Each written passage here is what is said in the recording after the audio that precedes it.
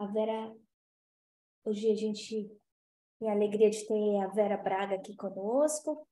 A Vera, que é atuante na Federação Espírita do Estado de São Paulo, ela é expositora, já foi coordenadora de um dos cursos lá sobre o que é o Espiritismo na Federação, e aí, além de dar aula em filosofia, e hoje ela está aqui conosco para contar um pouco a história de Santo Agostinho e essa transformação, que eu acho que acaba falando fundo a todos nós, porque também aqui nessa busca, e interessante pensar em Santo Agostinho, buscando do lado de fora e se frustrando até que ele entende que ele tem que começar de dentro para fora e não de fora para dentro. E antes da gente dar início, eu queria explicar o formato do nosso encontro. O nosso encontro, ele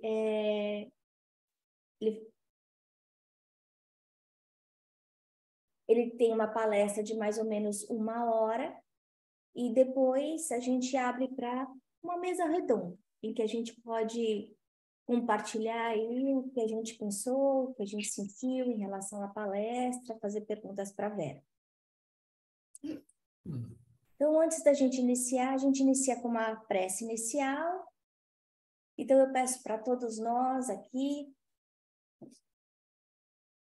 levarmos os nossos pensamentos a Jesus, nosso mestre.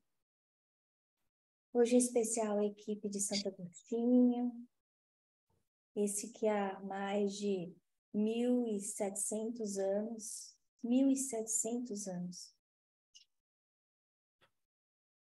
percorreu aí o seu caminho de transformação e de regeneração, com o auxílio de uma mãe que não desistiu dele. Vamos envolvendo a nossa querida Vera em bênçãos de luz. Que uma grande ponte de luz possa se formar entre o nosso centro, aqui o Chico Xavier, em Portland, até a casa dela, unindo a todos nós num grande feixe de luz das esferas celestes. Que todos nós possamos ser abençoados nessa manhã, que a palavra da Vera possa ser fácil, fluente, clara, que ela possa ser inspirada pela equipe de Santo Agostinho, e que todos nós possamos receber esse bálsamo nessa manhã de sábado. Graças a Deus.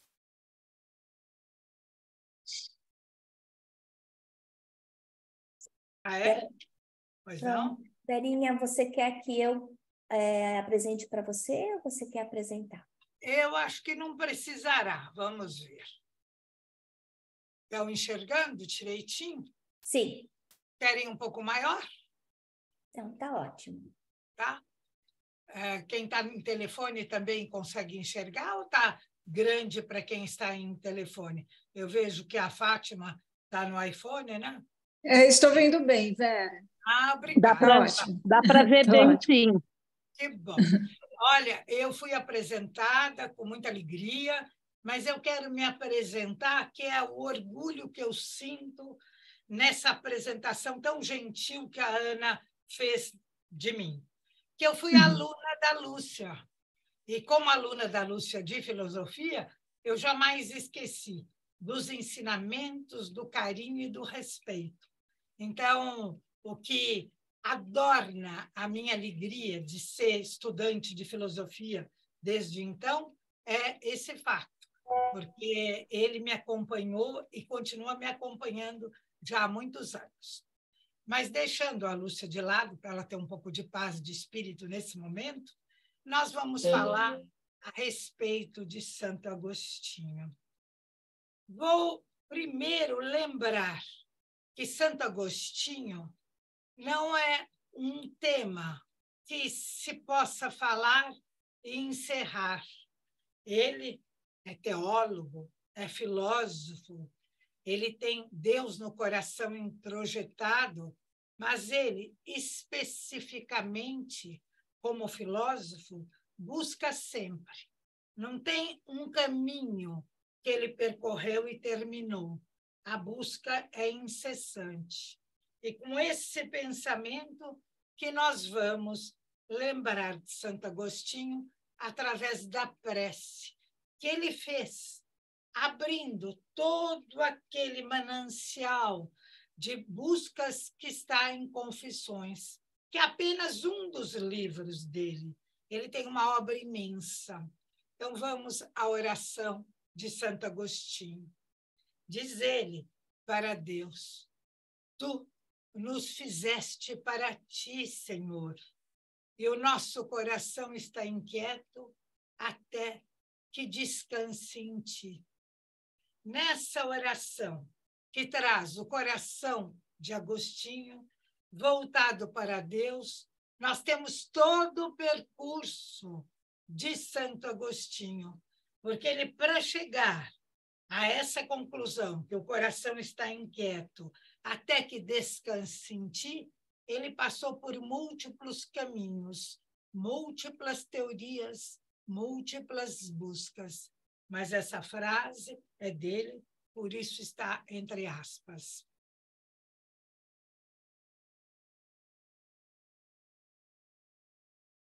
Agostinho percebeu que muitas pessoas buscam o contentamento com coisas materiais, tais como poder, riqueza e prazer.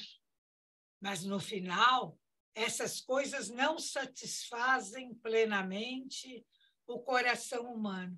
Mas, para se dar essa informação, precisamos ir ao longo do caminho, igual fez Santo Agostinho. Segundo Agostinho, somente Deus pode satisfazer o desejo mais profundo do ser humano, que é o desejo de amar e ser amado. Lembremos-nos de que a palavra amor tem várias conotações em grego, mas não tem as mesmas em português.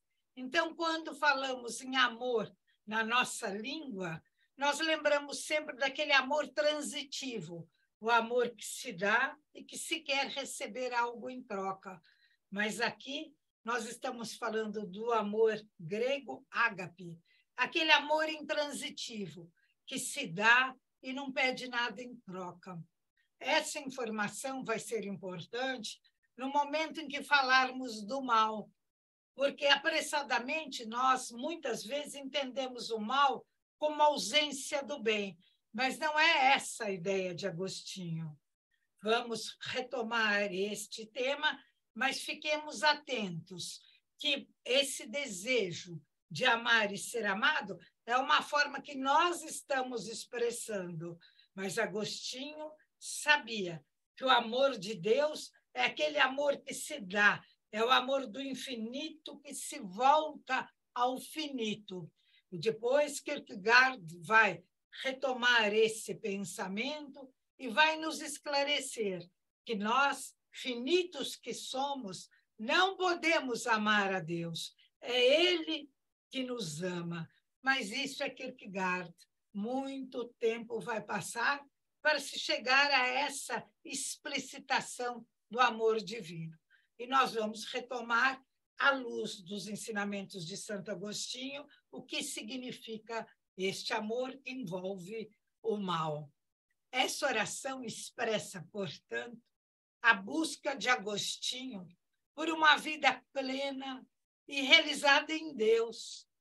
Ele reconhece que, mesmo tendo liberdade para escolher seu caminho na vida, somente a escolha pelo amor divino pode trazer a verdadeira paz e felicidade.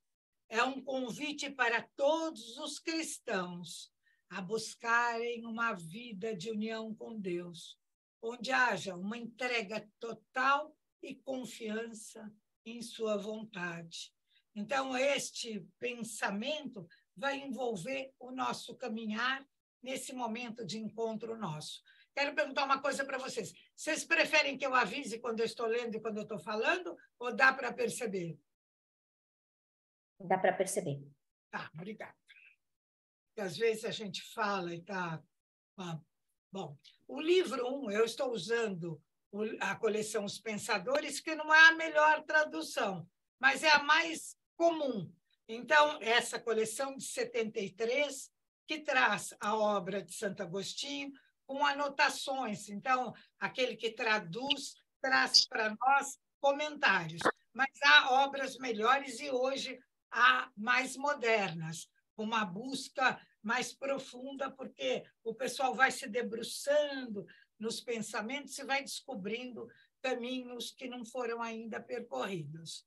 Então, o livro 1 de Santo Agostinho, Confissões, vai nos trazer a informação de Santo Agostinho falando de Deus. Alguém quer falar alguma coisa? Para mim, pode ser interrompido à vontade, não me atrapalha. Se a Ana deixar, pode interromper. Eu deixo. Você deixa? Então, tá bom. Quem quiser, só interromper e pronto.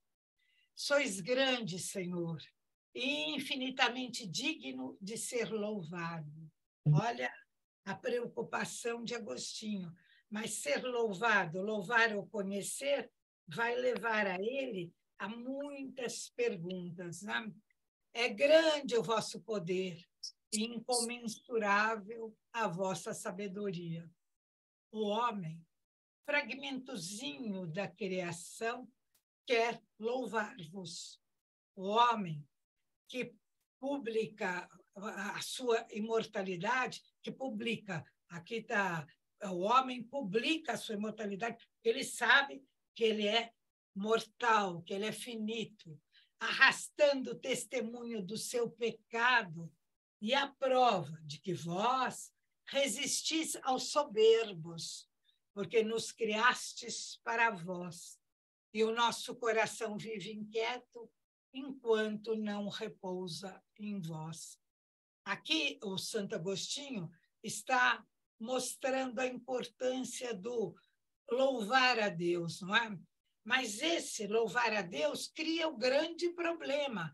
Louvar sem conhecer, amar sem conhecer, e ele reconhece que essas dificuldades advêm do poder que é incomensurável, bem como a sabedoria. E o homem é um pequeno fragmento da criação divina. Isso ele não tem dúvida.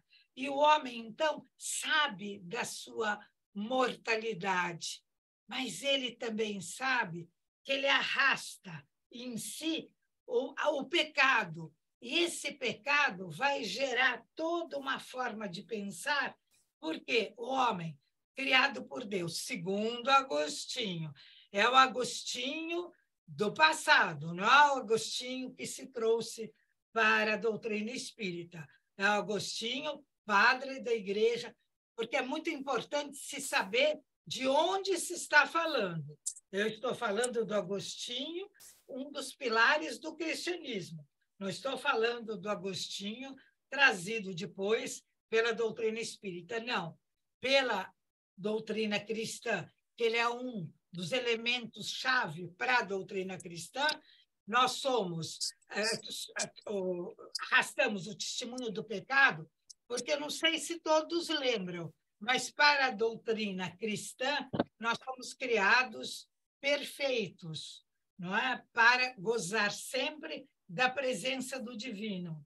Mas, quando houve o pecado de Adão e Eva, nós herdamos pela lei de hereditariedade, que é uma teoria muito bem explicitada pelo catolicismo. Nós herdamos a teoria, pela teoria da hereditariedade, o pecado original. Nós podemos não estar de acordo com isso hoje, mas naquele tempo era isso que nós tínhamos. Então, nós somos pecadores, então somos almas fragmentadas. Todo o percurso de Agostinho, neste olhar que vai dar condições à cristandade, é como homens pecadores, portanto, homens fragmentados pelo pecado. E isso é diferente na doutrina espírita, para a qual nós fomos criados simples e ignorantes, mas com todas as leis e as potencialidades inseridas em cada um de nós para nós desenvolvermos. Então, uma diferença metodológica, ontológica, no posicionamento do Agostinho desta época, em que vai se sedimentar a cristandade, do que nós pensamos hoje. Isso ficou claro para todos? Porque a maioria mistura esses dois momentos. Então, esses momentos ficam num desacordo muito grande. Se eu estou falando do cristianismo no seu início, é esta forma que eu vou me posicionar. Nós somos almas fraturadas, por isso que precisamos voltar para Deus dessa forma proposta por Agostinho. Agora, o tempo passa e a doutrina espírita vem trazer para os nossos corações uma nova forma de pensar. A cultura humana já tem elementos para que possamos pensar de outra forma. Portanto, à luz da nossa doutrina, não, somos criados para o aperfeiçoamento. Não é? Isso é muito importante, porque senão vai dar uma certa confusão. E eu noto que é muito comum nós estarmos impregnados da doutrina espírita e já colocarmos a doutrina espírita antes de chegar o momento. Então, estamos continuando na alma fragmentada pelo pecado. Tá? Ninguém quer falar nada? Eu quero fazer só um comentário, que é interessante, né? Porque a gente continua sendo esse anjo de asa quebrada, né? Eu não quero falar alma fragmentada, mas o ponto de vista diferente de que nós estamos caminhando para a perfeição versus a gente está quebrado é muito diferente, né? Então, muito! Muito bem falado. Mas, sabe, para Santo Agostinho, não é a asa quebrada. Por quê? Porque a asa era própria dos anjos, da apresentação dos anjos. E eles existiam. Para Santo Agostinho, existiam vários patamares de alma. E essas almas dos anjos eram diversas das nossas. Não é? Então, realmente, você foi muito cuidadosa em falar em asa quebrada. Até uma forma elegante de se comentar. Mas para Agostinho, tanto que São Tomás vai retomar todas as categorias de alma, no ser e essência. Por isso que eu vi esse problema na aula segunda-feira, que a Lúcia estava, não é? Quando nós falamos a respeito de um tema, sem nos colocarmos no lugar de fala, não dá certo. Porque o lugar do coração hoje é a doutrina espírita, mas o lugar de fala não é a doutrina espírita. O lugar de fala é a cultura humana, não é? Então, as pessoas começam a sentir que não houve uma coerência entre o que se expõe. Não houve, se você falar o que se expôs e o coração hoje, mas o lugar de fala tem que respeitar o tempo. Porque, se não respeitar, não vai haver conhecimento. E aí nós vamos colocar a doutrina espírita de forma ingênua, e não de forma que é a somatória de todo o acervo da cultura humana que chegou em 1857 e nos trouxe o Livro dos Espíritos. Compreenderam esse aspecto? Para que houvesse o Livro dos Espíritos, que deve ser lido não de forma ingênua, porque eu tenho visto muita leitura do Livro dos Espíritos de forma ingênua, infantil. Ah, eu sinto Jesus presente. Esse sentimento é lindo, mas é pessoal, não é universal. Tá? Precisa se dizer, eu estou falando isso a partir do meu sentimento. Eu estou falando determinada coisa a partir da doutrina espírita, que trouxe toda uma modificação. Agora, particularmente, né, eu vejo que a doutrina espírita traz instrumentos para a nossa vida cotidiana que a religião católica não traz. Mas isso precisa uma certa vivência no catolicismo e na doutrina espírita. Nós temos elementos que nos consolam, nos auxiliam, aproveitam todo o nosso conhecimento, a nossa afetividade, à luz da doutrina espírita. E a igreja não. Por quê? Porque para você se tornar sacerdote na Igreja Católica, você precisa um longo caminho cultural, que não descura nem da inteligência, nem do sentimento, mas é outro percurso, porque só aqueles que galgaram aquele ponto que podem falar sobre a religião. Deu para compreender? Incomodei alguém? Não. Porque são coisas, não é? Aí o pessoal fala, mas a doutrina, o catolicismo não tinha racionalidade, não tinha. Tinha, sim, de outra forma. Só o preparado é que podia falar em nome das Sagradas Escrituras que eram trazidas por Deus, que nós não pactuamos dessa informação. Tudo bem? Está misturando muito ou está dando para esclarecer o lugar de fala do Agostinho reproduzido, baixando muito o padrão do Agostinho por mim, porque o padrão do Agostinho é altíssimo. Então, eu peço ao espírito de Agostinho perdão por não estar num nível que ele gostaria que estivéssemos, porque ele não era complacente, ele não era manso, ele era exigente, ele era profundamente teórico. Tá? Alguma pergunta? Você está em mudo, mamãe.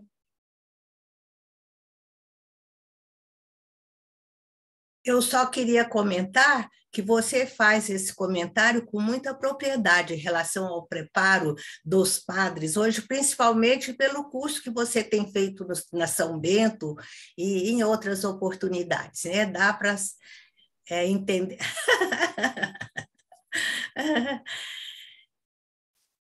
Lúcia, eu agradeço. Os seus conhecimentos sobre teologia são respeitáveis. Obrigada, mas sabe que fica difícil, porque quando a pessoa só está ligada à doutrina espírita, fica esclarecido, porque a doutrina esclarece perfeitamente. Mas quando mistura, é uma dificuldade, porque aí mistura a culpa, não é? Eu estou pensando nos preparos, eu estou pensando em que eu não sou ainda bom. Essa frase é própria do catolicismo e não do espiritismo. Nós, espíritas, pensamos, que bom que eu percebi que eu tenho que melhorar, que eu tenho que aprender, que eu tenho que mudar. E nós usamos ainda a culpa católica. Estudar para ampliar horizontes. Exatamente. Para entendermos tudo isso que precisou para Kardec chegar onde chegou, não é? Com a reprovação toda social, né? A coragem que ele teve que ter, né? A Igreja Católica ainda tinha uma força extraordinária, tanto que os livros foram queimados. Então, para se entender todo esse processo, é preciso que saibamos o lugar de fala. Não é? Não houve, na segunda-feira passada, o respeito ao lugar de fala, porque você só pode ficar... O programa te limita para aquele pensamento. Aqui não, porque a Ana me deixou com plena liberdade, não é? Mas se eu não explicar, eu estou deformando o Santo Agostinho. O Santo Agostinho, daquele tempo que nós vamos ver a época que ele nasceu e tudo, é esse. Depois é um outro. Né? Então, tudo bem. Alguma pergunta? Não? Posso seguir? Então, quem é Santo Agostinho? Né? Ele é mestre do Ocidente, doutor da graça, mestre da interioridade. Quando eu ouvi, né, nas aulas todas que eu tive de Agostinho, que especialistas, né, mestre da interioridade, eu fiquei encantada, porque eu acho que a nossa mudança vem do interior para o exterior. Mas depois eu fui vendo que eu não tinha entendido que aquilo que eu imaginava que era para fazer como um espelho, fazendo com que saísse da nossa interioridade um esclarecimento à luz de uma novidade trazida por um livro, por uma palestra, por um mentor, por um amigo, por alguém que a gente ouvisse, eu achava que isso era interioridade. Mas não é, não. Essa interioridade para Agostinho não é isso. Então, você vê que a gente também passa por etapas de compreensão do texto de Agostinho, né? Nossa busca procura sempre aquilo que combina com o que nós sentimos, com o que fazemos e com o que escolhemos. Muito embora a nossa vontade não seja totalmente acolhida, porque ela se desvia no meio do caminho. Santo Agostinho discute muito a vontade e tem duas vontades sempre em conflito: a vontade que nos leva ao bem e a vontade que nos desencaminha, principalmente pela soberba, que é a palavra que ele usa no lugar do orgulho. Ele nasceu em Tagaste em 354. Eu sempre ponho a data de nascimento dele, porque é a mesma data do nascimento da Nanda. É 13 de setembro. Só que ela não nasceu em 354. Ela nasceu bem depois. Mas ficou, né? Marcou, porque é 13 de setembro que ele nasceu, né? Mas isso é uma brincadeira, né? Ele é filho de Mônica. Mônica era cristã e Patrício, que era o pai de Agostinho, era pagão. Isto é, ele não era batizado, ele não tinha nenhum interesse nessa religião. E a cultura do Agostinho foi romana e aprendeu dialética, retórica e também música. Então, ele, com essa retórica, com a dialética, com a lógica, a obra dele é muito densa. E a ele, ainda depois de percorrer todo um caminho, trazendo para todos nós essa obra tão importante e densa, ele ainda faz retratações, ele ainda assinala aquilo que deveria ser modificado.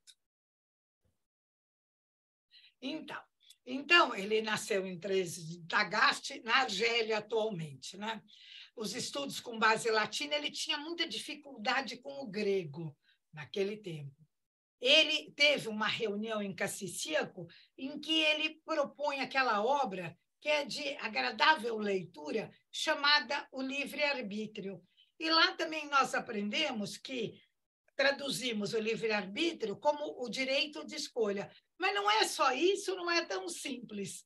Então, se tivermos a oportunidade de falar sobre o livre-arbítrio, seria bom que fôssemos conhecer este livre-arbítrio a partir da obra de Agostinho, que é de 386, 387, em Cassicíaco, onde ele propõe uma conversa com alguns amigos e também com a mãe dele. Então, apesar dela ser mulher, né, mãe, ela teve participação. Uma obra que seria bom. E a editora Paulus são obras pequenas e de fácil aquisição. Não é? Não são, a gente pensa que Agostinho... Não, é obra de preço razoável, tem até através do Kindle. E ele é batizado em 387. Então, veja, ele produziu o livre-arbítrio com o seu grupo antes do batismo, que foi feito por Ambrósio, que nós vamos ver quem é. E ele foi ordenado sacerdote logo em seguida, um ano depois, por Valério. E ele é consagrado bispo em 395 e desencarne, pus morte para respeitar toda a forma pela qual se fala em morte, né? Mas, na verdade, na Igreja Católica não se fala em morte, se fala ele adormeceu. Ele adormeceu em 430. É a maneira pela qual se fala dos que partiram para o outro plano, segundo a nossa doutrina. E o itinerário intelectual de Santo Agostinho é procura da verdade. Mas, olha, é procura, não é o encontro, é procura. E ele vai nos explicar essas angústias da alma muito bem num livro que é pequeno, sobre a potencialidade da alma. Isso está na página 17 dessa edição, Vozes, 1997. A minha maior dificuldade com aqueles que me cercam e que queremos aprender junto é sempre dar a fonte. Sem a fonte, nós não podemos reler. E no passado, né, nos livros do professor São Marcos, que eu admiro profundamente, no Zé Herculano Pires, nem sempre havia fonte. Às vezes havia remissão ao autor, mas não a que obra. Isso dificulta um estudo renovador. E é preciso hoje se fazer esse estudo renovador, como eu mencionei. Então, elementos que antecedem o nascimento de Agostinho. Sempre lembrando o lugar da fala, que é aquele Agostinho.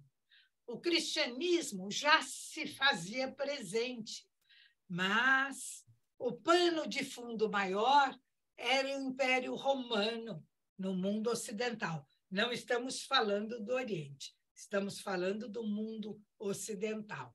Mas vamos nos lembrar que este mundo ocidental já tinha havido, com o helenismo, a mistura da cultura grega com a cultura judaica.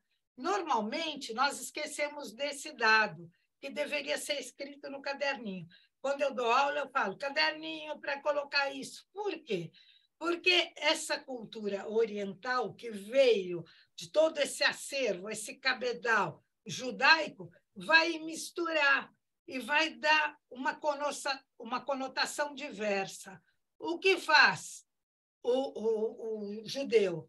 Ele obedece. Então, ele tem todas as leis, Deus é o Senhor Supremo, tanto que não se fala o nome de Deus. É uma forma que expressa Deus, mas não se menciona.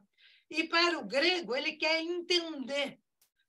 O grego, se não compreender, não aceita.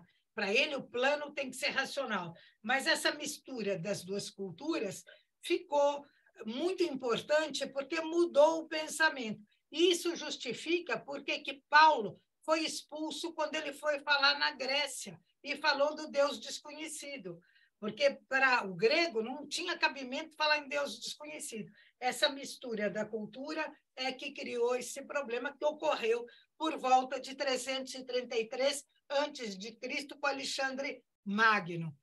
Esse dado é importante, e os livros vão falar desse período como o helenismo. Vai se chamar o helenismo. Então, posso voltar? Alguma pergunta? Alguém quer perguntar alguma coisa? Bom, a obra do Agostinho, que se tornou Santo Agostinho, realça a temática da interioridade. Ela ocupa a interioridade um lugar especial.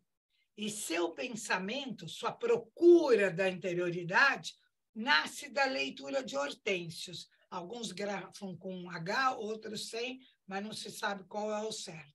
E logo falaremos desse importante acontecimento, porque Cícero tinha uma leitura diversa, que foi o que encantou Agostinho, que eu gostaria que nos encantasse também percebermos, nós, adeptos da doutrina espírita, a diferença entre o cerne, as chaves de leitura da doutrina espírita e as chaves de leitura do catolicismo. São diversas. Se perdermos estes elementos, nós ficamos com tudo muito misturado. Então, o convite à interioridade se faz, então, desde a época de Agostinho. E essa interioridade que nós cultivamos e tudo é maltratada por nós, que nós pensamos que é ver o que está dentro de nós.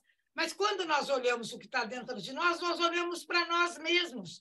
Nós precisamos algo de fora que faça com que essa nossa interioridade que busca a Deus, caminhos de aperfeiçoamento, tenha elementos, seja uma pessoa, seja uma obra, seja um estudo. Porque se eu não ouço, eu vou mencionar a Lúcia porque é a que eu amo há mais tempo, agora eu amo muita gente nova. Se eu não, naquele tempo, não ouvisse a Lúcia, a minha interioridade era daquele tamanho. Quando eu te ouvia, eu não sabia da interioridade ainda, né? Essa busca com essa palavra. A gente tinha os anseios naturais, mas você me deu elementos para a minha interioridade resplandecer.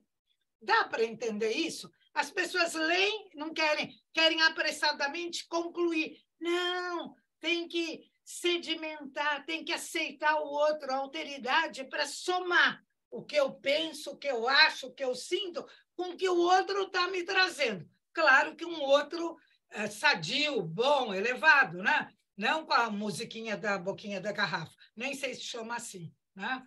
A música, mas não é isso, mas a importância de se estudar, de se perceber esses dois momentos, se perceber o lugar de fala, é para que cada um de nós tenha essa interioridade permeada pelo outro, porque senão eu vou ficar sempre comigo mesma.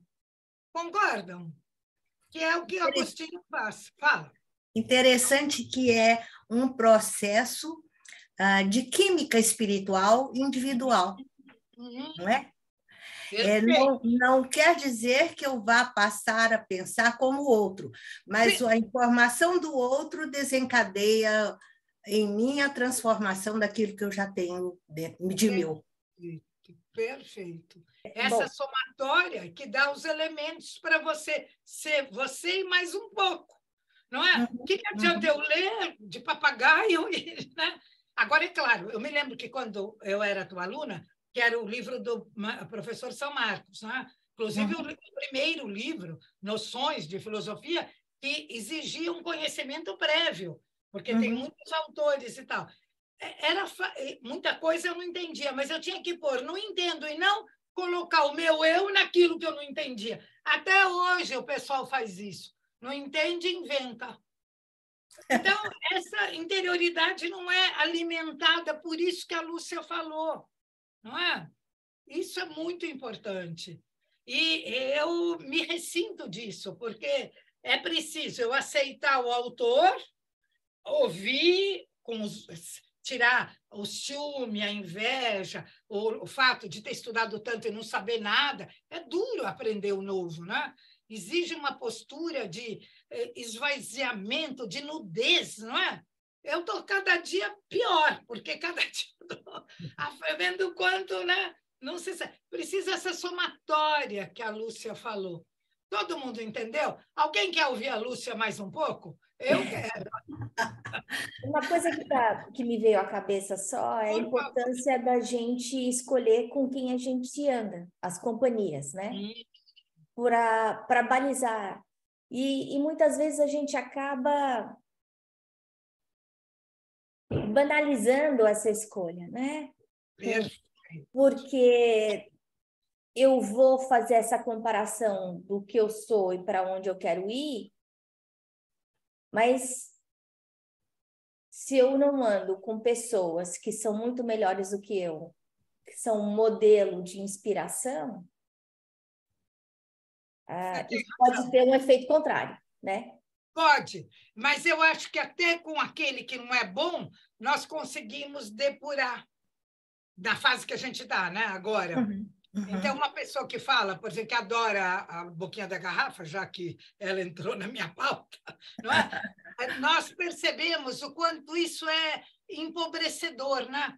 Porque você pode gostar da boquinha da garrafa até, mas você chega aos 80 anos, não dá nem mais para pensar na boquinha da garrafa. Estou falando com a minha experiência, que tem 81 anos. Tá? Então, as coisas vão se apresentando de forma diversa. Fala, Lúcia. Gostei. Me ocorreu agora que nessa busca de conhecimento, nessa caminhada, convivência, troca com os outros, a gente tem que manter sempre o foco do aprendizado, de enriquecer o banco de dados, sem inveja, sem concorrência, sem querer parecer melhor do que o outro, né? Assim, é caminhar junto sem tisnar com nenhum sentimento menos positivo. Porque é muito, muito raro isso, um expositor ouvir o outro e ficar com a invejinha e criticando em vez de assimilar, né? Isso é da natureza humana. Mas você não acha que, se eu te ouço, né? Fico morrendo de inveja, se eu assumo, não vou publicar, né? Se eu assumo a inveja, eu a coloco num canto que dá para trabalhar.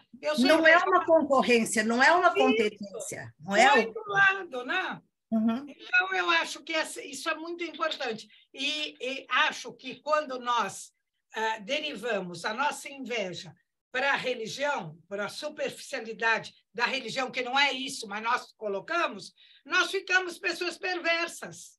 Uhum. É bem o que você falou. Ana também.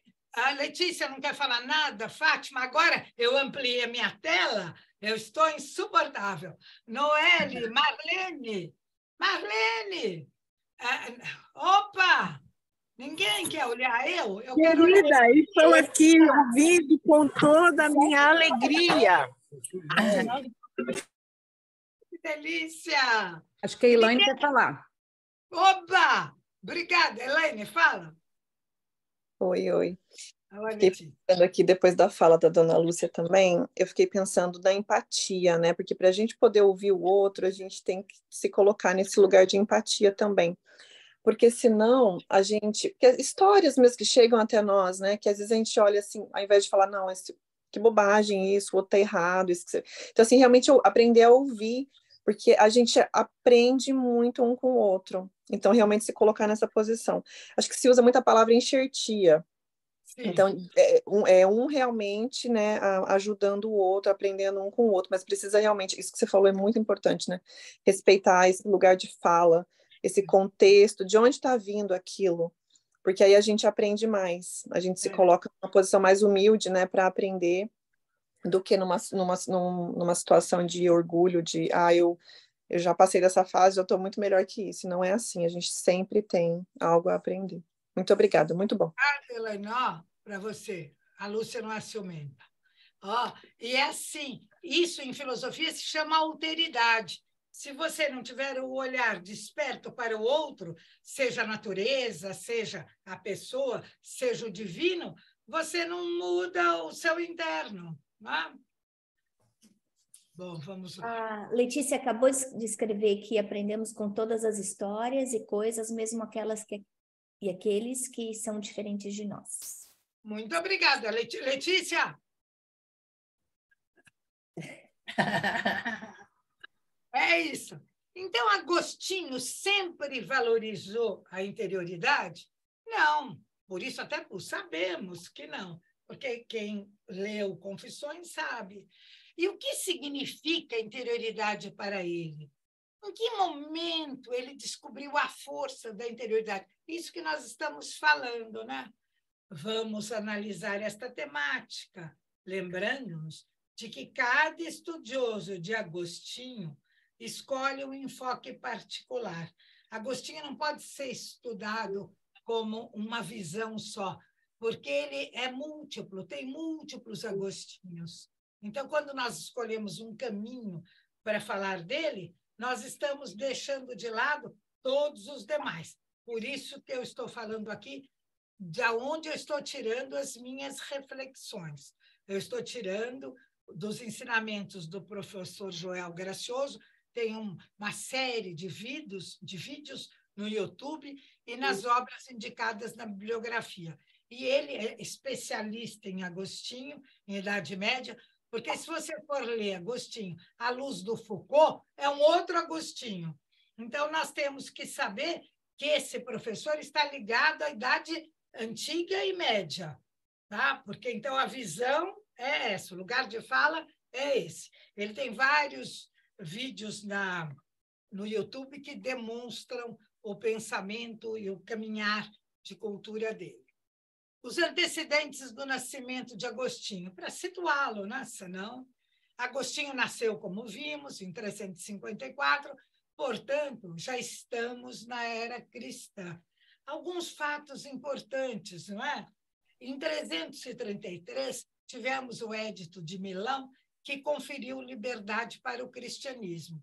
Muitas pessoas falam que foi Constantino, mas não foi. Foi Teodósio. Constantino deixou que se cultivasse o cristianismo, mas quem colocou como religião oficial foi o Teodósio. Tá?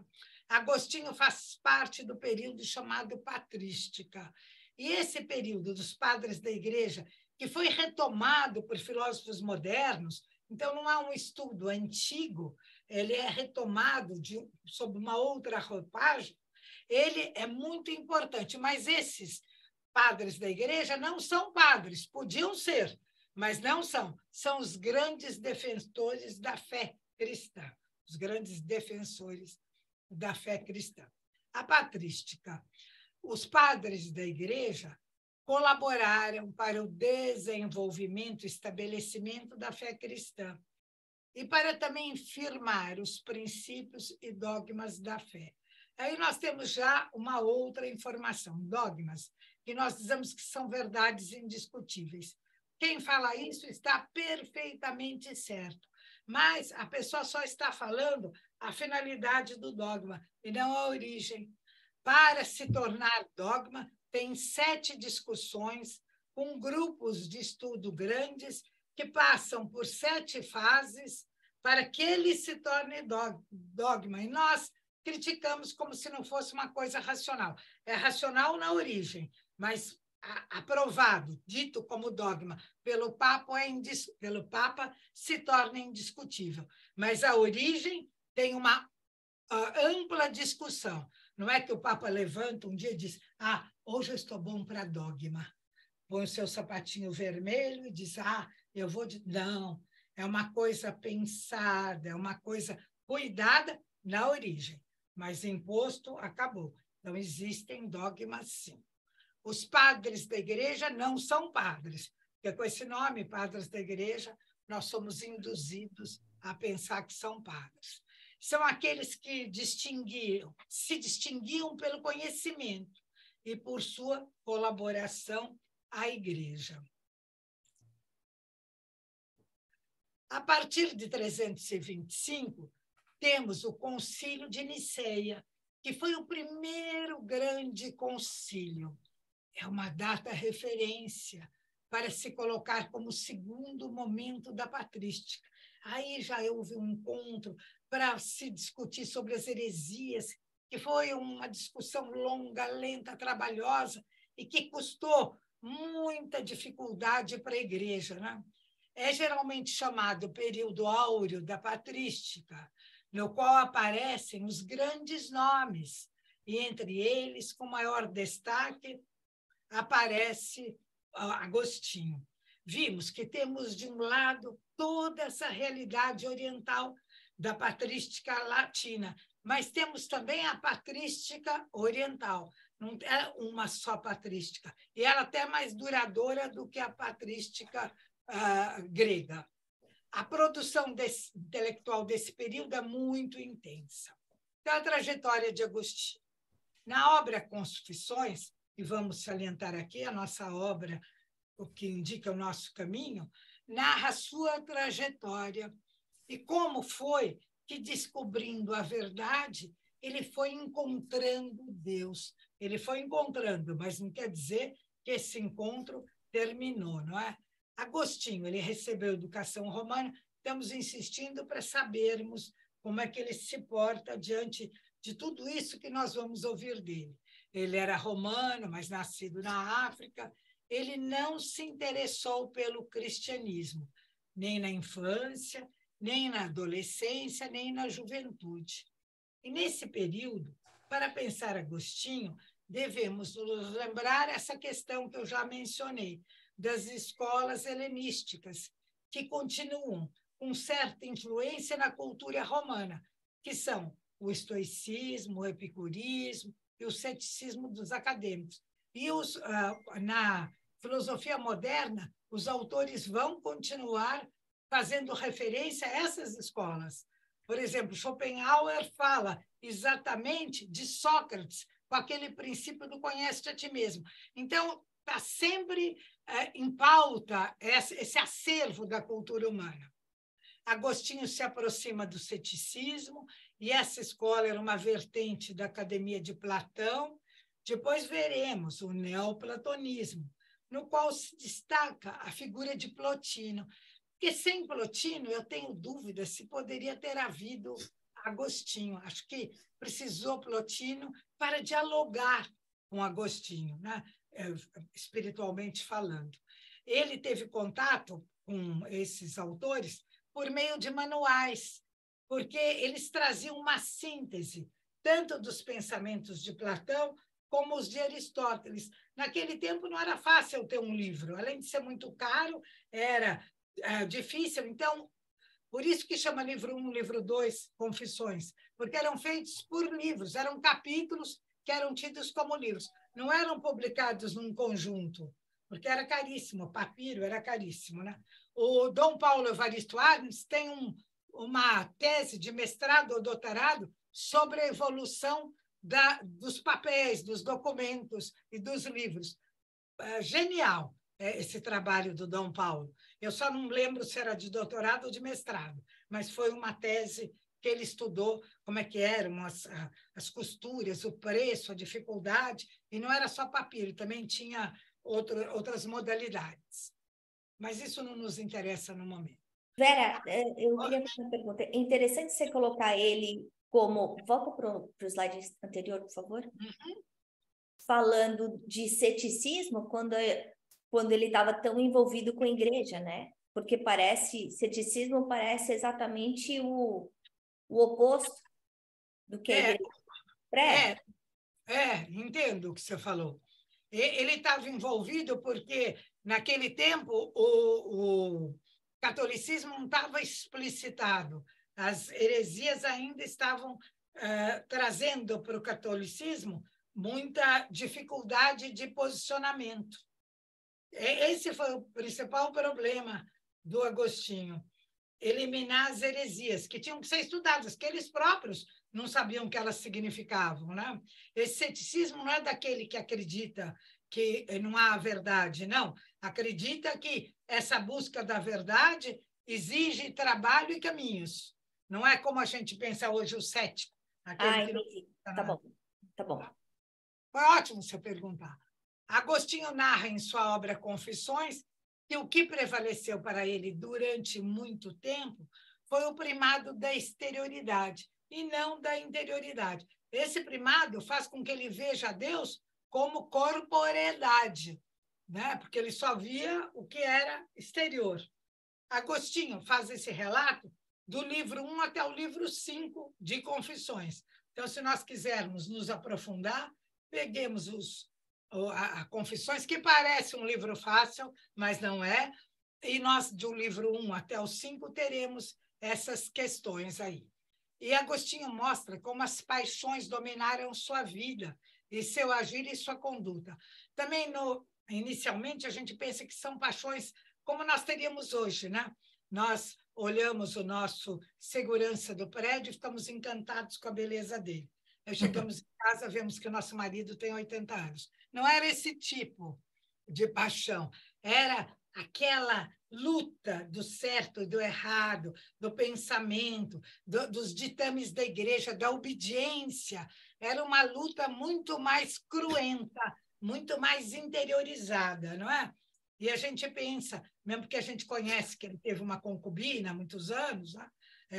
Conhecida de todo mundo, e nós achamos que o problema era esse. Não, é a luta entre a nossa vontade material, carnal, corpórea, com a vontade da espiritualidade. E, a partir dessas paixões, ele estabeleceu certo sentido de vida, um modo de vida e de pensar e de conceber as coisas.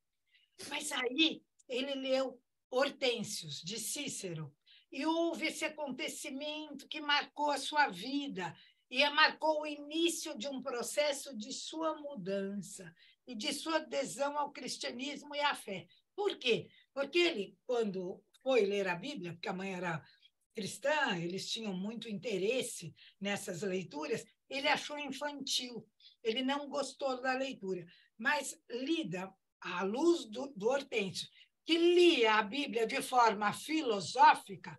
Vejam a importância de vocês estarem estudando filosofia. A filosofia, trazendo para nós um conhecimento mais maduro, faz com que o mundo à nossa volta perceba que nós estamos não sendo católicos de carteirinha ou espíritas de carteirinha, sim pessoas que buscam um caminho na vida com toda a humanidade que pulsa para se fazer exterior dentro de nós. Entende? Agora, a religião sem a filosofia, ela fica dentro desse âmbito que Deus mandou as Escrituras e fica nesse campo. Quer falar, Lúcia? Não? Não. Obrigada, amor. Então, e Agostinho foi mudando, né? Hortêncio, com essas leituras, e aquilo que ele tinha rejeitado na Bíblia, ele acabou entendendo. Via Hortêncio, nós não temos mais essa obra. E no livro 3, itens 3 e 4, Agostinho conta como conheceu essa obra e que achou fantástica. Nós podemos olhar, na Confissões podemos ir para aquilo que nos interessa, porque são livros que dá para ser lido de forma autônoma, embora não nos dê a visão completa, né? O acontecimento marcante, né, foi... Nossa, a obra de Hortêncio, de Cícero, que se perdeu no tempo. Nessa obra, Cícero exortava a importância da filosofia na vida do ser humano. Nós esquecemos. É preciso de filosofia para nós aprofundarmos os nossos sentimentos, os nossos desejos, responder o que somos, para onde vamos, por que estamos aqui. Tudo isso está na filosofia. E era como um amor à sabedoria. Cícero coloca que o tipo de vida mais triste é aquele em que se é escravo das paixões e dos prazeres temporários, mas prazeres de fundo que estão ali enraizados na nossa interioridade. E nós, da doutrina, por isso que eu pus azul, pensamos sempre nisso, né? Na nossa doutrina, nós somos levados a cogitar dessas questões com muita profundidade e interesse, né? Então, Agostinho sente-se profundamente atingido em seu modo de pensar e questiona-se quanto ao tipo de vida que estava levando. Vivia o seu momento de intensidade com relação às suas paixões. Ele era bonito, ele era charmoso, ele era interessante, ele era cercado por pessoas que tinham os mesmos pensamentos que ele, de aproveitar a vida naqueles prazeres mundanos. Mas Agostinho já estava despertando, já desejava descobrir na interioridade outros valores. A partir da leitura de Hortêncio, Agostinho desperta para esse amor à sabedoria que Hortêncio lhe havia despertado. Agora está desperto para buscar e encontrar a verdade sobre o mundo, sobre si mesmo e sobre as coisas. Vemos a influência que temos uns sobre os outros. Como falou a Elaine, não foi você que falou, Elaine? Eu escrevi no meu caderninho, ó, está escrito aqui. E nós vamos ver isso tudo ao longo do nosso estudo, pois ouvir, ler, estudar nos modifica, nos transforma e nos deixa felizes, né? Então, Agostinho busca a sabedoria. Ele começa a se questionar e procura essa verdade, esse bem, essa sabedoria. E o que seria essa sabedoria? Ainda não sabia. O que era essa verdade? O que era esse bem? Ele procura tudo isso e ele pensa se vale a pena encontrá-las e possuí-las. Ele sabe, ele sente que vale a pena. Não sabe com a razão, mas sabe com o coração. E o que faz Agostinho? Agostinho busca sabedoria nas escrituras, as escrituras sagradas, aquelas que nós sabemos que Deus que elaborou e mandou para os homens, e que não podia ser nem traduzida, só interpretada à luz daqueles que tinham estudado da forma que a igreja determinava.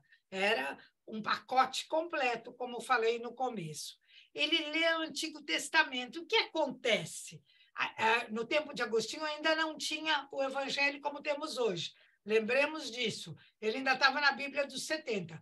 O Evangelho, como nós temos hoje, que é a compilação daquele do Jerônimo, foi feito na época de Santo Agostinho, né? No século IV, mais IV e V. Só que Santo Agostinho não gostou, não aprovou. Então, ele não lia essa Bíblia como hoje nós temos, que naquele tempo, mesmo quando foi apresentada, era toda um corrido, né? A Lúcia esteve comigo na biblioteca do São Bento, né? Lá a gente tem a primeira Bíblia, ela era toda um tema só, não tinha os capítulos, os versículos, não tinha nada. Isso foi feito por volta do ano 1000. Porque a gente pensa que Santo Agostinho levantava, ia na biblioteca e pegava. Não era nada disso. Ele leu a Bíblia dos 70, mas não gostou. E o que acontece? Ele entende que a verdadeira sabedoria não poderia estar nas Escrituras, no Antigo Testamento. E ele se aproxima de uma corrente filosófica importantíssima na sua época, chamado maniqueísmo. E o maniqueísmo era de tendência gnóstica. Eles supunham duas grandezas, duas forças imensas, a do bem e a do mal. E os que pertenciam ao maniqueísmo eram chamados maniqueus. Eu estou colocando isso para situar, não precisa saber, mas a gente fala, você é maniqueísta, nós estamos falando que a pessoa sempre pensa em de duas formas, o bem e o mal. Essa corrente dava a impressão de que tinha uma profunda sabedoria. Ele fica 9 anos nessa corrente, e ele era inteligente e capacitado. Então, realmente, ela dava a impressão de ser muito boa, mas nós vamos ver agora. Agostinho se questionava sobre a criação da matéria, conforme o pensamento dos maniqueus, duas forças, né? Mas Agostinho questionava-se, né, da forma que os maniqueus ensinavam. Mas ele pensava, a matéria também era resultado da obra divina. E ele, então, discorda dos maniqueístas, pois tudo que existe foi criado por Deus. E sua criação é boa, é bela, pelo fato de existir. Aí estamos na linha platônica retomada por Plotino, né? E vamos ver no Plotino a iluminação.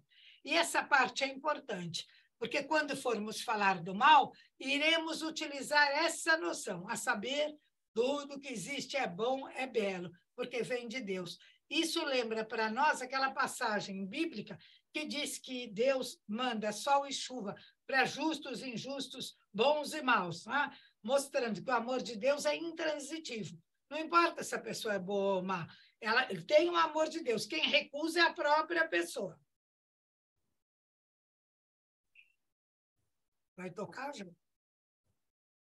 E Agostinho vai explicar o mal como carência, como corrupção, que está errado. Mas não é uma corrupção absoluta. É o homem que escolhe, mas o bem, que é resultado da obra de Deus, permanece. Nós é que, pela nossa atitude, nos corrompemos, viramos as costas para Deus, como aconteceu, segundo a doutrina católica, com Adão e Eva, né? Que quiseram comer do fruto da árvore do conhecimento. Agostinho vai relacionando o mal com o livre-arbítrio da vontade, com aquela obra de Cassicíaco. Agostinho convive, estuda e se decepciona com os maniqueus. Eu vou terminar nesse slide. Mas fica 9 anos estudando essa doutrina, tal a importância, né? Mas no livro 5º, número 10, ele se aproxima do ceticismo dos acadêmicos, que esse ceticismo é específico, viu, Ana? Nos quais os homens, com as suas capacidades, teriam condições de alcançar verdades metafísicas. Não é aquela corrente que desqualifica a verdade. Essa, ou seja, os homens, com as suas verdades, poderiam saber quem é Deus, se Deus realmente existe, saber a respeito da alma, se ela existe ou não, o que é o mal, qual a sua origem. Ele começa a pensar que o ser humano talvez não tenha condições de alcançar essas verdades metafísicas de forma clara. Deu 1 hora e eu vou encerrar aqui, mostrando que nós, para percorrermos todo esse caminho de Santo Agostinho, precisamos ter noção do que ele percorreu, porque senão nós não vamos conseguir, né? Entender o que ele está nos trazendo. E aqui, nesse percurso, ele vai, pouco a pouco, se aproximando desses, do padre que o batizou, como é que chama mesmo o padre que o batizou, o bispo? Ambrósio, né? Que o batizou e tinha uma forma de explicitar as verdades muito mais sólida, que falava o coração e a mente. Porque eu vou interromper o compartilhamento, porque vocês veem, né? Eu parei, teria mais, eu parei porque deu uma hora, eu estou com... Um homem com a solidez espiritual e intelectual do Agostinho não podia aceitar uma forma sem racionalidade explicitada por outros. Ele exigia um raciocínio profundo, ele ia em busca de uma verdade, aí ele faz todo esse caminho. Então, Agostinho se torna um filósofo, se torna um teólogo, mas só se descobre quando ele percebe em si a natureza dele, que é uma natureza orante. Ele só é integral quando ele descobre que ele só é o que ele é pela iluminação do divino. Então, fez todo o percurso para chegar a essa ideia. A sua natureza é orante. Ele precisa da iluminação divina para que ele se descubra como um ser que caminha para a estrutura. Eu tenho um artigo, que, aliás, ninguém conseguiu ler, e quem leu não entendeu, que fala esse percurso e termina com a natureza orante do Agostinho. Porque para chegar a uma natureza orante sem ser um papagaio é muito trabalhoso. Não é? A gente está com medo, olha, né? Vai para uma cirurgia, olha, vai para um momento difícil, mas não, ele se tornou de natureza. Não é? Ele tinha essa identificação com a oração. Pronto, estou pronta a perguntas, discussões, falas, amores, beijos, etc. Vera, obrigada. É interessante essa última parte que você fez, né? Porque aquela pessoa que estuda teologia, né? Então, no caso da Igreja Católica, das pessoas que resolvem tomar essa lida como a sua vida, né? Que isso seja o suficiente. Da mesma forma que a gente, nosso grupo aí, desde que começou a pandemia, a gente tem estudado intensamente, desde o EG até depois o EADE, depois agora finalizando com o estudo mediúnico. A gente fez aí um trajeto de 10 anos em 3. Com a mamãe e eu, a gente acelerou, deu muita lição de casa, deu muito estudo extra para que a gente conseguisse compilar o conteúdo, e também porque os alunos são acima da média, né? Então, a gente sabia que a gente podia acelerar o conteúdo e, ao mesmo tempo que a gente estava indo ao fundo. Então, interessante você falar esse lado teológico. A Letícia ainda comentou comigo, a gente jantou fora 2 dias atrás, ela falando do tanto que ela estudou o Evangelho, o tanto que ela aprendeu nesses últimos anos, porque a gente foi fundo, né, em todos os Evangelhos e nas cartas, enfim.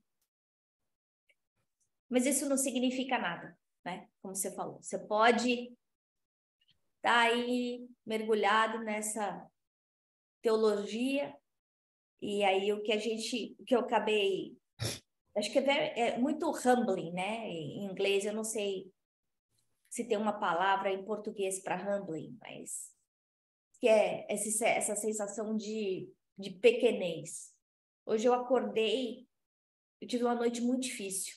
Acordei várias vezes durante a noite, eu não sei, senti frio, senti calor, transpirei. Assim, foi uma noite muito movimentada, muito intensa em várias formas. Acordei umas 6 vezes, não foi uma noite bem dormida. E eu acordei hoje com uma sensação de pequenez mesmo, do tanto que eu sou pequenininha. Então, eu não sei se teve algum... Que é o que eu estou sentindo agora também, depois da sua palestra. Eu não sei se foi um preâmbulo da conversa de hoje, né? Você pode aí ter estudado tanto, né? Ter ouvido tanto, né? Você falou aí da minha mãe, e pensar, eu escutei a minha mãe desde sempre, né? E aí eu fico pensando, não posso falar isso com orgulho, né? Porque... E aí? Escutou desde sempre, não aprendeu nada, né? Pois é. Mas isso da gente trazer esses ensinamentos, não a teologia, não a teoria, né? mas essa vivência, impregnar essa vivência em tudo aquilo que a gente faz, naquilo que a gente é, né? Então, você não estar, mas você ser, né? Então, a diferença de eu estou indo para o hospital, vou rezar. Eu estou com um problema, vou rezar. Não, eu sou e não estou. Mas é interessante essa sensação que eu estou hoje mexida, diferente, talvez, com essa preparação toda dessa conversa. Minha mãe sempre brincou que Santo Agostinho foi muito levado e que a mãe dele rezava até ele se descobrir, né? E aí a gente fica pensando, muitas vezes você pode não ter o label, como fala isso? Título. O título de levado, né? Você pode até aparentemente estar fazendo tudo certo, mas o quanto aquilo está dentro de você, né? De verdade. Você pode não estar fazendo as mesmas besteiras que você fez há 300 anos atrás, mas isso não significa que o ensinamento esteja solidificado dentro de você, né?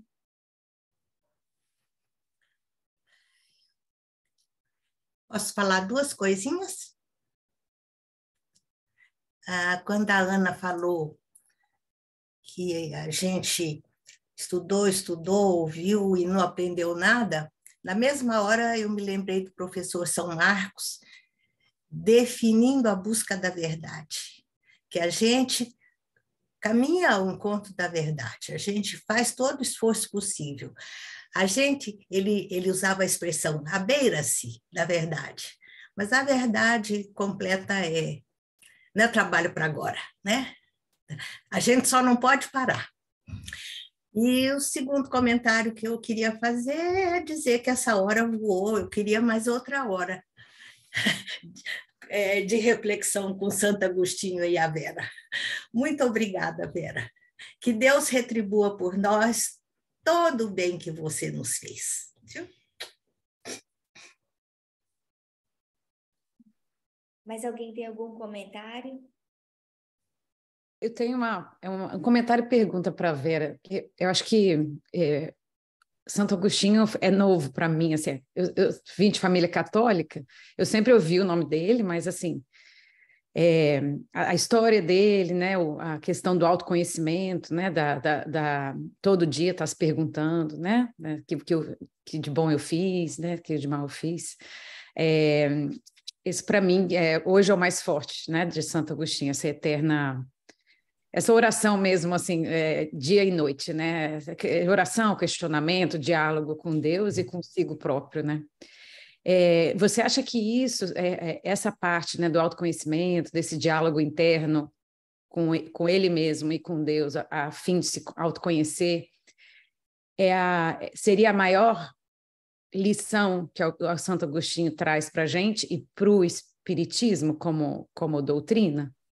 Olha, a sua indagação é profunda, porque Santo Agostinho foi de um percurso intelectual que não tem nenhum autor que nós conhecemos que possa fazer sombra a ele. Ele era retórico, ele era professor de filosofia, ele tem uma caminhada de uma riqueza intelectual profunda.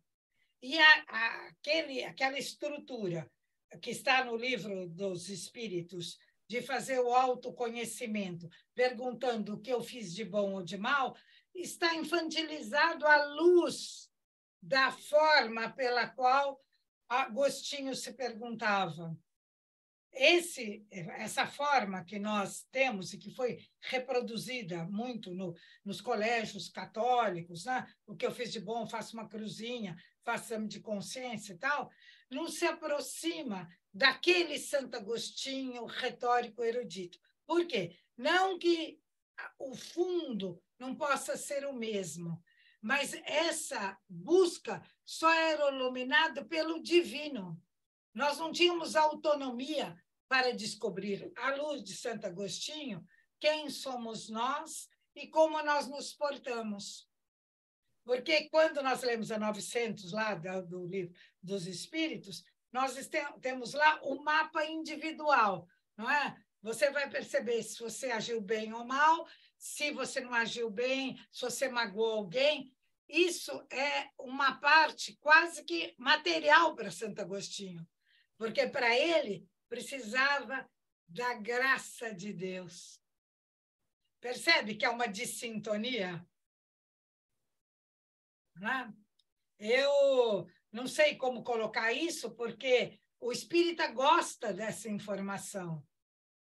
O espírita acha que isso é o caminho, mas é aquela coisa que a gente estava conversando com a Lúcia, a pobreza que é você ouvir a si mesmo e ao outro. Ninguém tem elementos para nos contar a verdade da criação do nosso espírito, que foi uma criação tão potente, tão cheia de possibilidades, possibilidades estas que não realizamos, não é? Já no protestantismo, você só é vencedor se você realizar suas potencialidades, que são visíveis através da matéria.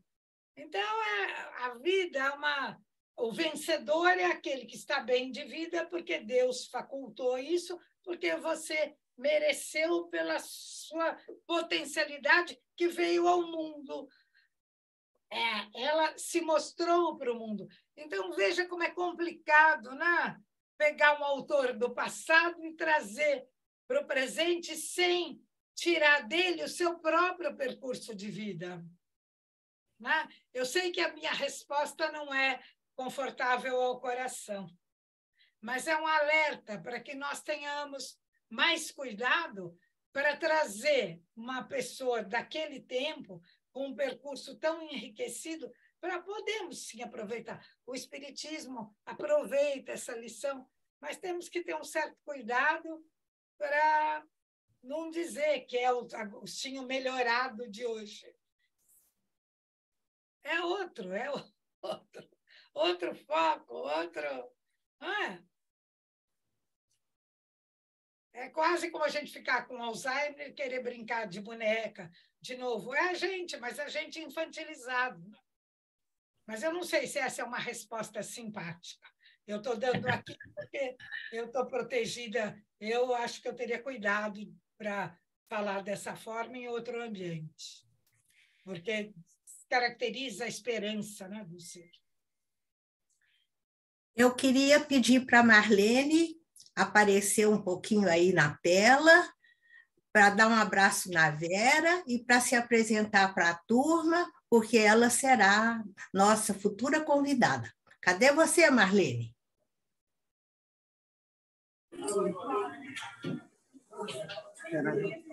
Estou aqui, boa tarde a todos. Vera, menina, toda, Lucinha, obrigada por tanta reflexão, porque eu ainda não alcanço Santo Agostinho, mas a gente não pode parar de pensar. E o pensar é o que faz com que esse movimento todo aconteça ao nosso redor para que a gente cresça. Eu acho isso incrível. E agradeço muito a Vera por nos trazer os seus estudos. Essa queridíssima... Eu esqueci, Mari... Como é que chama a sua menina, Lúcia? Qual menina? A minha filha? A sua. Ana Luísa. Ana.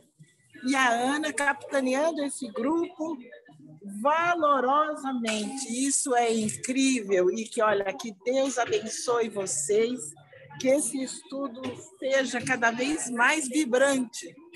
Muito obrigada, queridas. Obrigada a você, querida. Bom te ver.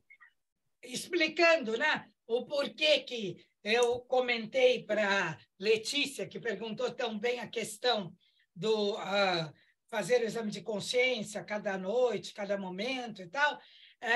Isso está embasado para nós na capítulo 24 do Evangelho segundo o Espiritismo, Coragem da Fé. É preciso falarmos aquilo que nós captamos, claro que com cuidado. Não vou levantar a mão na igreja protestante, dizendo, olha, eu sou espírita e gostaria de dizer que vocês estão pensando errado. Não, mas é preciso que nós informemos a quem nos ouve de forma verdadeira, aquilo, né? Sem maquiar, porque senão nós todos nos infantilizamos quando um educador se infantiliza. O grupo não merece isso. Fala, Gisele. Vera, e eu queria te agradecer por isso, porque eu acho que nós, seres humanos, a gente é muito infantil, a gente escolhe viver na fantasia porque é mais fácil, né? A gente não tem trabalho de mudar. E quando você vem falando, ai, não é só falar, ai, o que eu fiz de bem, o que eu fiz... É perfeito, porque não é isso. O processo é muito mais profundo. E quando a gente deixa isso na superficialidade, além de ser cômodo para a gente, mas enfim, onde que a gente está chegando, né? A gente que quer estudar realmente, que quer aprender, que quer evoluir, eu acho fantástico isso. Obrigada por não me deixar na fantasia. Obrigada, eu vi que é o ponto-chave do Agostinho, é isso que você falou. Obrigada. Mais algum comentário antes da gente encerrar?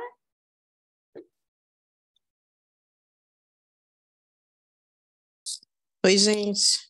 Eu agradeço aqui o convite da Lúcia, a dona Lúcia, minha amiga de viagem.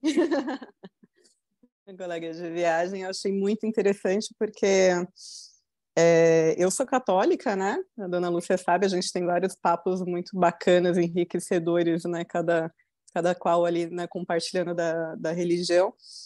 E Santo Agostinho, como eu sou formada em Direito, né, a gente aprende muito também sobre Santo Agostinho, né? Porque ele é um dos filósofos que a gente, né, que a gente... foi pai ali, né, do direito, né, então da busca da verdade, né, e é bem interessante nesse momento, né, acho que até o que a Ana estava falando da gente estudar e saber que a gente não sabe de tudo, eu acho que isso é um crescimento tão legal, né, porque a gente, por mais que a gente leia alguma coisa que já aconteceu, igual a gente estava refletindo, né, sobre aquele momento de Santo Agostinho, do que ele estava refletindo naquele momento a dificuldade de ter um livro, né, da dificuldade do acesso à informação. E ainda assim, né, ver como era difícil dele estudar aquilo, era uma reflexão muito dele, né? Buscar muito o espiritual. E hoje em dia, eu acho que a gente, com tanto acesso à informação, né, desse boom da internet que tem agora, e aí a gente tem muitas verdades, né, que todo mundo acha que a verdade é real, né? E agora tem e aí muitas pessoas acabam falando assim, não, eu sei a verdade absoluta, a verdade absoluta é essa, e aí a gente não cresce, né? Acho que se a gente não reconhece a nossa pequenez, né, de entender que, não, por mais que esteja aqui, que eu consiga ver, mas o porquê que aconteceu aquilo, vou refletir, né, mais espiritualmente sobre os fatos, né, sobre essa verdade em si, né, mesmo que esteja lá 15, 20, 1 milhão de pessoas fazendo vídeos sobre aquele mesmo assunto, ainda assim a gente não consegue esgotar aquele assunto, né, porque o mundo muda de um dia para a noite, né? Viu? Teve a inteligência artificial, né, que simula coisas que a gente não sabe mais o que é real e o que não é real que a gente está vendo na internet, porque tem como simular, como alterar a pessoa que está fazendo aquilo, né? Então, você vê que é um assunto que ele sempre a gente vai... a busca pelo autoconhecimento, que eu acho que é o mais difícil, que é o que eu tenho buscado ultimamente, que é você conhecer a si mesmo, entender o porquê que você faz as coisas, né? O que realmente te move. Será que eu só procuro Deus por quando a gente acontece alguma coisa ruim ou para pedir uma coisa boa, mas e você ter aquele relacionamento todos os dias, né? Como ter um relacionamento, às vezes a gente manda um bom dia, pergunta como que um amigo tem, né? Sem ter um assunto específico com ele, a gente também tem que buscar esse mesmo relacionamento com Deus, né? Não ter um assunto ali específica, eu vou rezar por conta disso. Mas assim, eu falei assim, tô conversando com Deus como se fosse um amigo, aquele que eu quero entender que eu sei que ele quer saber de mim, sendo que ele me conhece, ele sabe que eu estou vivendo, mas ele quer ouvir de mim, né, essa proximidade com ele. Eu acho isso muito bacana. E queria agradecer aí pela toda a explicação da Vera, muito legal. Lúcia, a gente Dona Lúcia, já aprende muitas coisas com ela e aprendo todos os nossos cafés, que eu tenho que voltar lá tomar um café para a gente bater papo. E um prazer conhecer todo mundo. Obrigada, Gisele. Adorei a sua fala. Muito obrigada. Obrigada, Jéssica. Alguém mais tem algum comentário antes da gente encerrar? Eu falei o nome errado? Não era Gisele? Ah, Jéssica, agora achei. Bonitinha aí. Desculpa, Jéssica. Está aqui, Jéssica. Ana, eu também gostaria de agradecer e falar que a gente está esperando a parte 2. Que bonitinha! Muito bom. Obrigada de verdade. A gente consegue ver aí toda a pesquisa que você fez, o tempo que você gastou para trazer essa compilação, né? Que tentar mastigar um monte de pedra aí para a gente, para que ficasse um pouco mais digerível para todos nós. Esse lado de filosofia é tão profundo que às vezes me dá um nó na minha cabeça, né? Minha cabeça é de engenheira, não é de filósofo. Então é um algo a mais aqui para mim. E eu imagino para muitos de nós também. Então, muito obrigada, assim, obrigada, assim, do fundo da alma mesmo. Por todo eu tenho certeza, Vera, que se elas estivessem no Brasil, seriam suas alunas no curso de filosofia. Não sei se... Muito obrigada. Não garanto aí, porque eu acho que é muito além do que eu consigo essa vida, mas enfim. Queria agradecer não só pela palestra, mas por todo esse montante de conteúdo que você trouxe para a gente e deglutiu para que a gente conseguisse compreender hoje. E eu concordo com o que a Elaine falou, que a gente possa ter uma parte 2. Eu queria convidar você para um dia conseguir vir no Mediúnica. Eu sei que é muito tarde, é horário de coruja, né? Só amor de mãe para fazer isso. Mas a gente ia adorar ter você conosco também. Muito obrigada. Eu que agradeço essa oportunidade, conhecer essas almas aí que estão na trilha do Santo Agostinho, buscando o conhecimento, a interioridade, e foi uma oportunidade muito rica, eu que tenho só a agradecer. A todos vocês, um beijo em cada coração. Obrigada. Então, com esse sentimento de gratidão, de alegria, de realização que todos nós estamos nesse processo, uma jornada que tem um livro da Michelle Obama, que eu adoro, o primeiro livro dela, que o título chama Becoming. Eu acho que retrata bem o que todos nós somos, é Becoming. A gente não é, a gente fica sendo, né? A gente trabalhando dentro de nós mesmos para que a gente consiga nos tornar pessoas melhores, aprendendo com os nossos erros, aprendendo com o conhecimento dos outros e com os erros dos outros também. Que essa busca de Santo Agostinho possa, de alguma forma, ressonar muito conosco mesmos, na nossa busca interior, entendendo que esse encontro com Deus é de dentro para fora e não de fora para dentro, que é muito maior do que a gente consegue entender. E que Ele, na sua infinita misericórdia, nos dê sempre energia, fé, resignação, coragem, curiosidade, para que nós nos tornemos incansáveis nesse nosso trabalho interior. Agradecemos mais uma vez a nossa amiga Vera por todo o seu tempo, que ela possa receber bênçãos espirituais, uma abraçada de rosas, purpurina, os nossos agradecimentos cheios de amor e de alegria, de paz e de saúde, para ela e para sua família. E com isso nós damos por encerrado o nosso estudo dessa manhã. Graças a Deus. Muito obrigada. Um beijo em cada coração. Foi uma alegria estar com você.